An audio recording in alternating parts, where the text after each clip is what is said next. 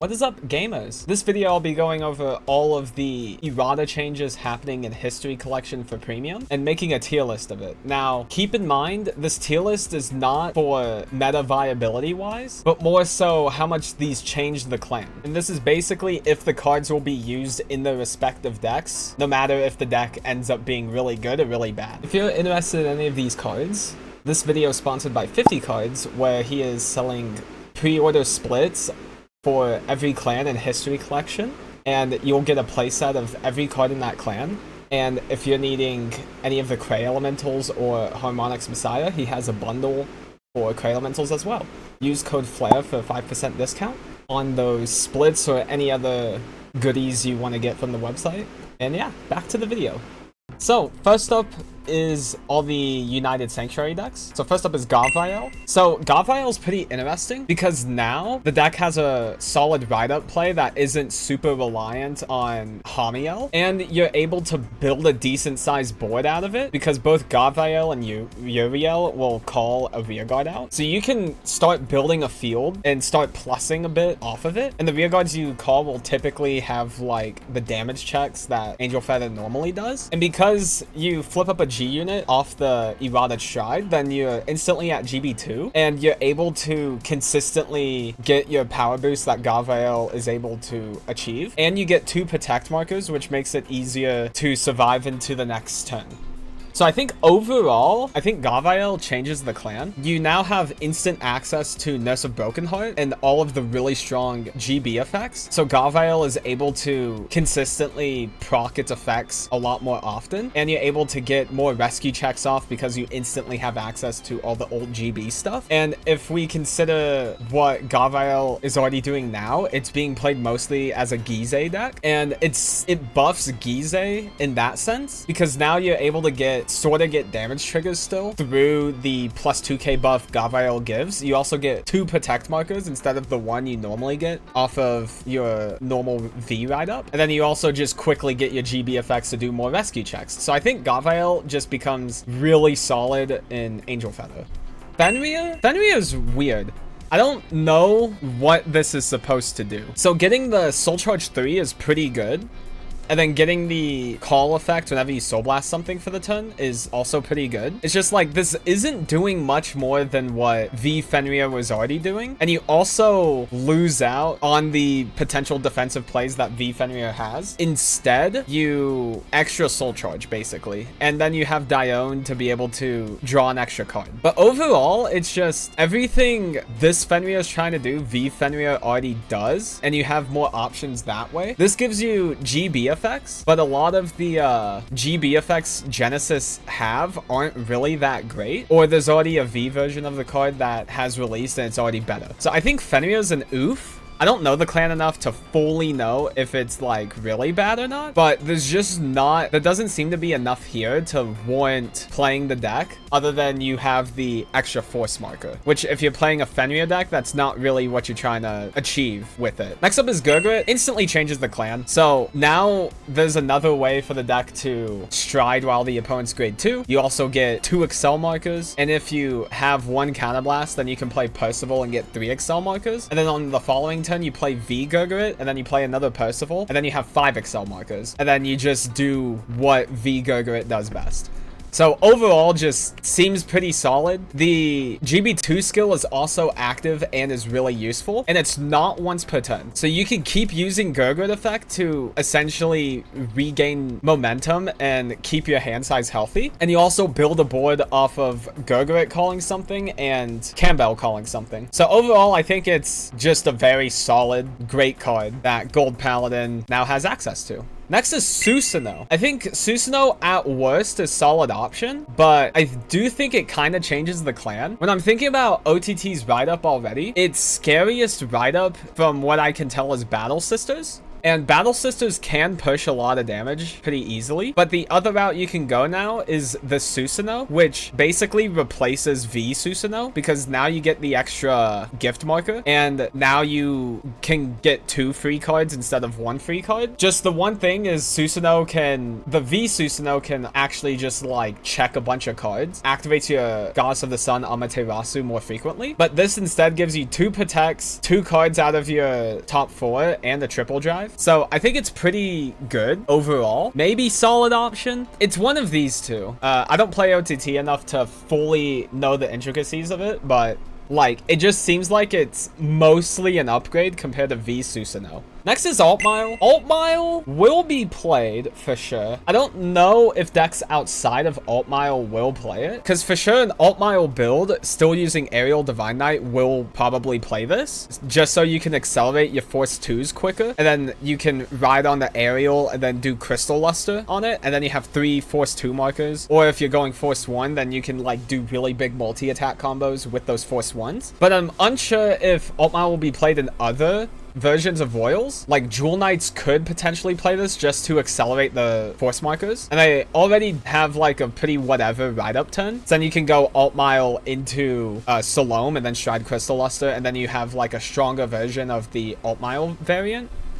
So I don't know. I think Alt Mile will be played in Royal decks, but I'm unsure like in what ratios or ways it will be. And then last for United Sanctuary is Claret Sword. Honestly, in Oof, there's like basically no GB effects that Shadow Paladins want outside of like Luard, and like the payoff Claret could get really doesn't exist. You can search for any grade 1, and the on hit can search for any grade 1, so you can like plus your board potentially, but V Luard already does this. So I'm not entirely sure like what this brings to the table. If I recall, there's like no really strong GB effects that you miss out on for not playing this. I think it has the Fenrir problem where there's a V deck that already does what this is doing but better. Next is Dragon Empire, and first up is Blade Master. Blade Master is pretty bad. I've been trying to make it work, and the only reason it could even touch niche is because Kagero as a clan has 0 force acceleration other than through blockade or doing rebirth turn. But if you're going into rebirth turn, then you already aren't doing any other effects, and it's like the end of the game basically. So that's like a very different type of force acceleration that Blade Master brings. So like the only things I see Blade Master doing being played at like a low count in a deck like Lawkeeper or potentially Overlord, because some Overlord builds you end up striding first and then you do the Legion play to try to kill. So potentially you can do something with Blade Master where you superior stride into Muhammad, get your 2 forces, and then you put those forces on Vanguard, and then you go into either the Legion if you did Auto Hatchet to put an Overlord in the soul. You could do the X, or you can do Rebirth, and then you have triple force marker going into that turn to try to kill with. So it's very weird. It doesn't really bring enough to that sense. I think where Blade Master will probably shine most is being played in Lawkeeper builds, because Lawkeeper doesn't have any force acceleration, and all of the rear guards are naturally hitting very big. So if you're able to go Blade Master and then get 2 force 2s, and then you ride Lawkeeper and then have another force 2, then you're able to have a full field of 2 crit, and then you also have the potential of Lawkeeper doing disruption plays later on. So that's like the only niche it could go in, but overall it's just bad. None of the old Kagero cards are really solid with Generation Break effects other than Mabuti. Mabuti's a really good card in a really shit deck. So yeah, I think Blade Master is probably the worst of them. Just overall, it's pretty bad. Next is Yasui. Changes the clan 100%. The combos this can potentially bring, I haven't really seen any yet other than like using Fiendish Sickle and Hidden Skull to just draw a billion cards on first stride. I haven't seen like the really like high powered versions of the build yet, but just having the ability to clone 2 things for free with Train, get 2 Excel markers and a clan that doesn't generate Excels. It's just all like pretty pretty good. The biggest thing that Murakumo as a clan has lacked is a ride-up play, where you ride up to grade 3 and try to do something to the opponent. A lot of the time, it was just very lackluster compared to what most other clans can do. But this just, like, opens the gates of hell on what this could actually, like, do to some clans. And the other big thing to note is that his on-stride effect, you can now use doing main phase. So you can actually set up your field before you stride, and then you clone the thing you stride, or you clone the thing you called before you stride, and then you're able to build a field like that. So overall, it just is really insane, it looks like. I'm not entirely sure what the limits of this can be, but I'm very interested in seeing. Next is Vanquisher. Vanquisher, we don't have full Bronto banned yet in English, which makes it really weird. I imagine it's gonna end up getting banned. So with full Bronto getting banned in mind, I think at best Vanquisher is a side grade, because like at that point, V Vanquisher is just like dead in the water if full Bronto's banned, but also Eradicators are just better and more consistent a lot of the time. How do I explain this? Eradicator doesn't have like an insanely strong ride-up play unless if you're playing Gauntlet Buster in your build, but the things you lose out on to put Vanquisher in your deck seems a little rough, because to make Vanquisher work, the one thing you could do is like put Vanquisher in by itself and just do like a normal like 2 Excel play and call it a day. That's like a viable strategy that it can do. But if you want to go anything beyond that, you'd have to like really cut into the consistency of Eradicators to make like some high roll play, which like Eradicators don't need. They already can just sweep command, drop, restanders, stride, exterminate, get plus 20 to front row, kill the opponent. So overall, I think it's just kind of whatever, but I could see some builds running it just to have a little bit of like a different ride-up turn, and then you can set up your the opponent's bind zone a little bit better since you bind some cards in drop zone.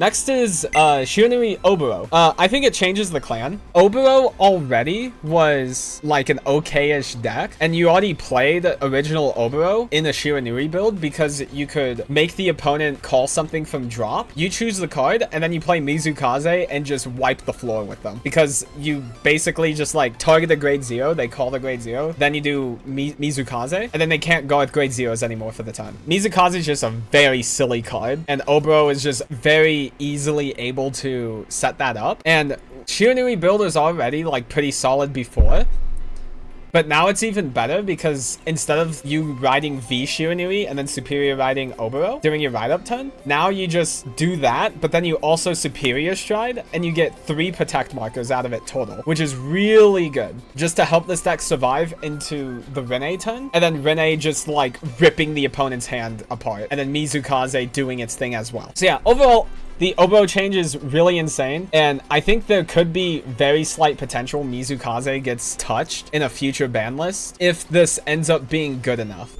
Next is Gaia Emperor. Now, Gaia Emperor himself is a really good card. He just strides into something without Engorge. Makes it like pretty weird.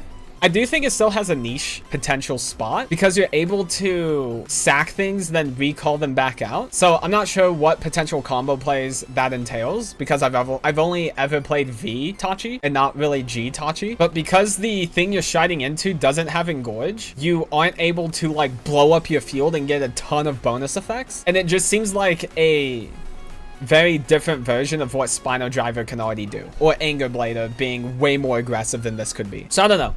I'm sure Card Dweeb has things cooking with this. I just haven't like seen a lot for it yet. Stop. You have reached the toll booth. In order to pass, you must pay with a subscription. Thank you. Next up is Dark Zone. So first is Dark Irregulars. This might actually be the worst one compared to Blade Master.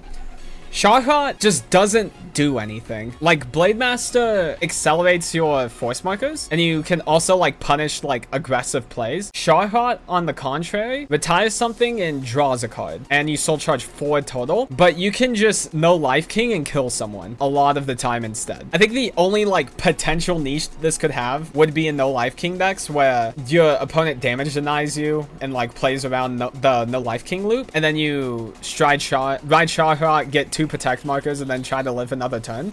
But this not being a piece itself in any other circumstances just really hurts the consistency of the deck. And it just doesn't bring anything new to the table that Dark Irregulars really wants. Next is Gear Chronicle. Gear Chronicle's very weird. Instantly just put it in changes the clan because you get your generation break effects while the opponent's grade 2. So then you can start doing the like 2016 time leap plays once again and just like annihilate someone off of that. But also you really want to have the crest from standard in order to be able to hit really big numbers and hit through damage triggers as well. So the high roll of this can be really absurd. But if the deck goes second, then it's a lot worse if you're doing like a pure Chrono Jet build. And then also because you're on Jet, you lose access to the V Steam Maidens, the grade 1 and grade 2, where you're able to just time leap for counterblast. So I think it goes down to solid option. I think the high roll of this can be pretty insane and like insanely broken. I played against someone doing DF's remote fight tournament and they hit like everything playing like a pure Chrono Jet build. It was able to hit like 30k plus power columns really consistently. It's just the high roll aspect of it probably won't make it consistent. I wonder if like Steam Maidens will end up playing some ratio of this to where it can actually just like smack the opponent, because now they lost the ride down. So instead of a solid ride down play, they could just go for a really strong ride up play and do that instead. They can still do the ride down with V Chrono Jet, but if you're playing a Steam Maiden build, you would probably just play this over V Chrono Jet. So either way, I think it would end up probably changing the clan at some point, and like some big like changes could happen, and like this will just break everything in an instant. I'm gonna add a caveat to it to just basically saying this is very high roll and is like kind of niche in application. Next up is Hari. So Hari, I think, changes the clan. So yes, Nightmare Doll is the best Pale Moon deck at the moment, but this allows Hari to actually compete again, because one of the big issues the deck had was if you played V Hari, then you're stuck on just having the stage, and you're stuck to just having 3 front row rear guards, which no other deck has that issue. Now, yes, you get like bonus effects off the stage by having Starry Pop, and Starry Pop being like a really big guard restrict in the process, but the payoff isn't as big as it would be just having multiple Excel markers, and then you can do things like Leontina later on. Dust becomes a lot better in practice with this new Hari, because now you just have more attacks going into it. And the other big thing is now you have a Magia Vanguard, so a lot of the old cards that required your Vanguard to be a Magia unit now get better, even defensively. So now Hari has access to the G-Guard, which by itself can call something, and that just sets up a Denial Griffin play. You set up GB2, so you can set up Lovely Companion, and then you can also set up Happiness Collector shenanigans during your ride-up turn. So the deck now has a really solid ride-up, and there's a lot of different avenues the deck can go if you want to be like a more tanky style build or a way more aggressive style build. So now Hari just has like a ton of flexibility on what it can do, because now like a third of the card pool is very much viable with this Hari. And then last is Rising Nova. I think Rising Nova at best would be side grade, because Spikes already have the best ride up in the game through Maximum and Greedon and V Rising Nova. This is just that but different, where instead of having a bunch of Vanguard swings, now you have like a really high ceiling rear guard swings. So I'm very much unsure on like how this would end up being if you went full glass cannon. But both Rising Nova and the Stride, putting a card from hand into soul, you just like, you make potentially a slightly stronger turn. But if you don't kill that turn, then you're just going to get obliterated to the next dimension on the following turn. So I think overall it's a side grade, maybe niche. And I think a lot of the GB effects you get active from it don't really add that much. Like Wink Killer Misery can call something by sacrificing a card in hand. But overall, I don't think there's any like generation break effects that really improve what this deck is already trying to do. On to Brantgate. Brantgate, so first up is Gallup. I think Gallup is catching more heat than he probably deserves. I don't think he's that great, but I think at best he's niche. One of the big things they changed with the erratas from the initial reveal is that all the on-hit skills that the Stride has will activate. So any on-hit skills you give will also be able to activate from it. So that makes Gallup's Stride a bit better, It also brings force acceleration in a clan that naturally doesn't have that much of it. The only like force acceleration you can do is like Kaizard gives you a force marker in your grade 2 slot, and there's Brad Black, but Brad Black needs your opponent to be grade 3 in order to be able to do the superior ride. And then there's also like potential superior rides through the 2 Dayushas, but they need you to not have ridden that 10. So it's very weird. This just ends up being the easiest way to do it. And then also you get access to a bunch of really old cards that give you Vanguard on hit. So there's quite a few cards that actually like give your Vanguard on hit draw card. So you can draw a bit more extra cards off of this. The GB being boosted up sets up your Bravest Peak X Gallup on your following 10 if you want to go into that. Or it can set up some old Cosmic Hero support that was already pretty good before, but now it's like actually playable because you can accelerate your generation break pretty quickly. So I think Gallup just ends up making its own build, or if you play it in like the normal Dieliner Geomaglass build, then you could play this as like your ride up play and then get 2 Force 2 markers off of that, and then you can ride into Dieliner the following turn and then get a force marker off of that. So then you have your full front row force markers pretty quickly. Other than that though, it just doesn't do really that much more than what the clan is already trying to do. And if you ride into this instead of Dieliner, then you lose out on the 10k shield Dieliner gives, so you're naturally just like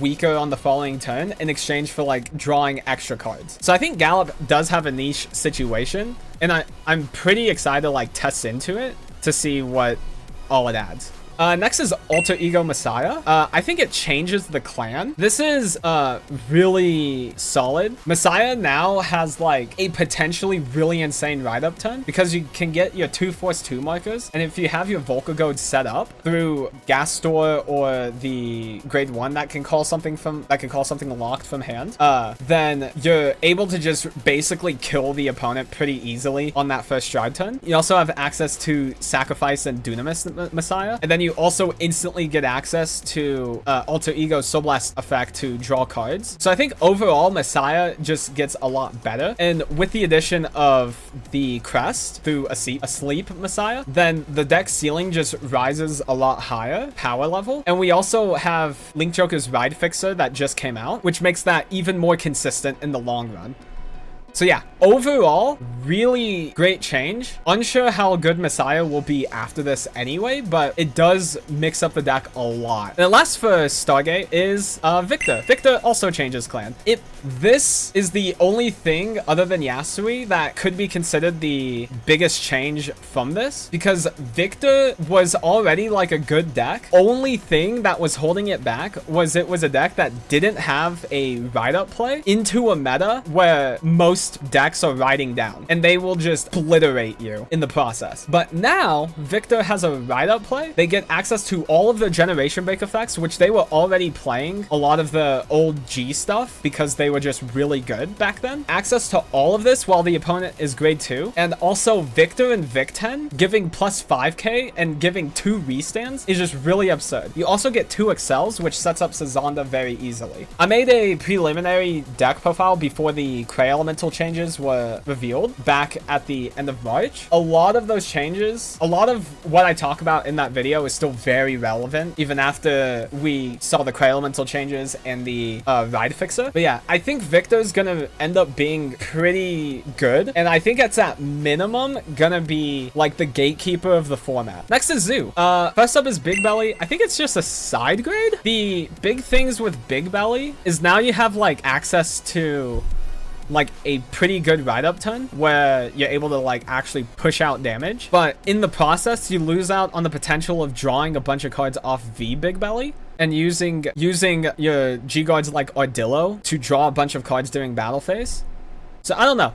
I think there's like probably some aggressive version of Great Nature that can be pretty good, but I don't think anything this will do will end up being better than what V Big Belly is already doing. Next is Darkface. I think Darkface is a solid option in Mega Colony. I don't think it changes the clan because you have to very much build into this, and it doesn't just easily slot into what any of the decks are already trying to do. A Mega Colony's grade 2 game is already just pretty good. It's one of the best rest in premium. So like finding a way to like just ride Darkface and then have his GB2 skill active during the opponent's turn can be like pretty okay. And if you're like grade 2 gaming at all, then the opponent can ride up and just like bash your head in. So I don't know. It's very weird, but I think like if you go first and you're able to set this thing up to where it can rest like 2 rear guards, then you could just completely shut down some turns. So I think this card is very much meta dependent on like if it's actually like really good or not. But I think in the cases where you would play this, it's like a very good card. So it could be put in the niche instead. But Mega Colony doesn't have many better options. Like basically every single Mega Colony deck that tops is playing different main grade 3s. So I don't know. I think the double protect can also be pretty obnoxious. And the extra like stun part of Darkface can be pretty good. And you have the ability to like draw more cards in the following turn. So yeah, I think Darkface will end up being like pretty good at some point in its lifetime. It won Worlds back in 2018 anyway, so at some point this card will be really insane. And then yeah, next is Asha. I think Asha is probably a solid option. No, if it changes the clan fully, but I know Neonectar just naturally doesn't have a very strong ride-up play. Like the best it can do is like Cecilia reverse and have 5 attacks off that. But now this like gives you force acceleration and can give you multi-attack on your grade 3 turn. So it does improve a spot that Neonectar was lacking. I just don't think it's fully like warping the clan, and I can totally see a lot of Neonectar decks still not playing this, but it does have like very strong use cases on the times you would play it.